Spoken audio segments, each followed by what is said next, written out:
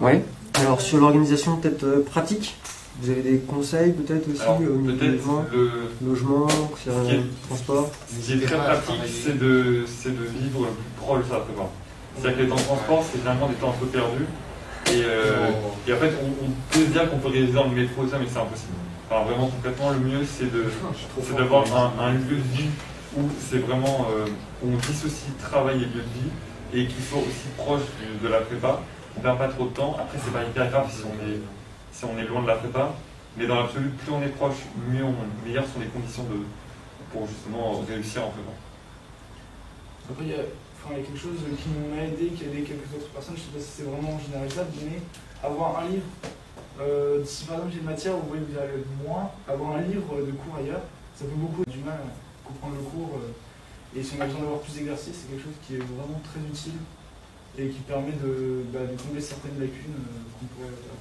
Après, par rapport aux conseils pratiques, par exemple pour le logement, je pense qu'il faut aussi un peu réfléchir si on veut rester avec sa famille, parce que déménager tout seul, c'est quand même un peu plus de responsabilité. Il y a un loyer à payer, mais il y a aussi des tâches ménagères, enfin, il faut s'occuper de soi, manger tous les jours, etc. Donc c'est aussi du temps qu'il faut réussir aussi à caser dans son emploi du temps, parce que contrairement à chez ses parents, c'est pas vraiment grand-chose, quoi.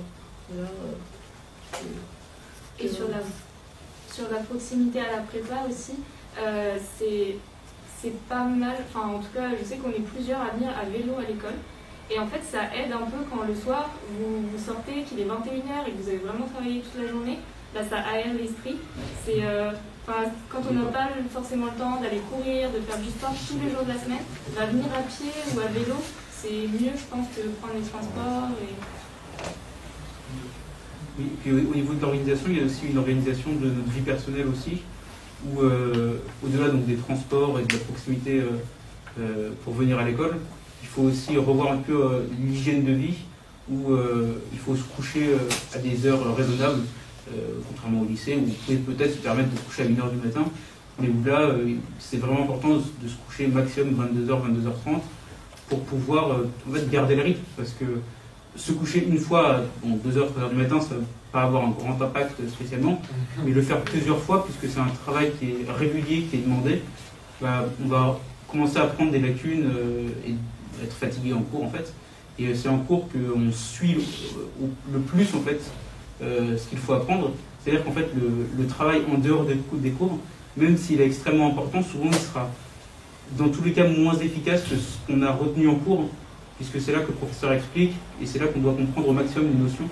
Donc il faut un peu revoir cette hygiène de vie pour ne pas avoir de décalage horaire en fait par rapport à la classe. Par rapport à ça aussi, c'est vrai que cette année, comme on a besoin d'être beaucoup plus concentré en cours et même après les cours, même si l'année dernière vous vous couchez à une heure quelconque mais vous n'étiez pas fatigué, c'est sûr que généralement il faut se coucher encore plus tôt parce que quand on est très concentré, on commence à se fatiguer beaucoup plus vite. Et donc même pour moi qui me couchais très tard, j'étais jamais fatigué. En fait, j'ai tenu 2 semaines, puis en fait, c'était impossible, complètement impossible. Du coup, c'est vrai que faut pas hésiter à se coucher à des heures qui paraissent même ridicules, quoi. L'année dernière, se coucher à 22h30, c'était impossible. En fait, c'est la seule chose qui permet d'être concentré et efficace en cours.